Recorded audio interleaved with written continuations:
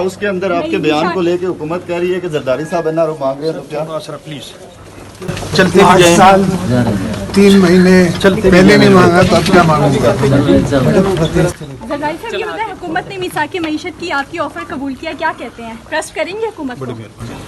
पहले prime minister थोड़ा full अपना कॉन्सेप्ट दें, फिर हम उसको बात करेंगे पार्टी में, फिर दूसरी अपनी जो पॉलिटिकल फोर्सेस हैं हमारे साथ अपोजिशन में बैठी हुई हैं उनके साथ बात करेंगे, फिर उनको जवाब देंगे। सर स्पीकर से बात हुई कल और मुशावरत हुई वज़ीर-ए-आज़म ऑफिस में, वहाँ पर बाकायदा मंजूरी दी गई कि आप मिसाक मईशत पर पार्लियामेंट जो अपोजिशन जमातें हैं उनसे बात कर सकते हैं।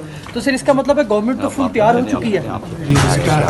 अपनी उम्र जितनी बात करो, स्पीकर गवर्नमेंट तो नहीं होती, स्पीकर तो न्यूट्रल अथॉरिटी।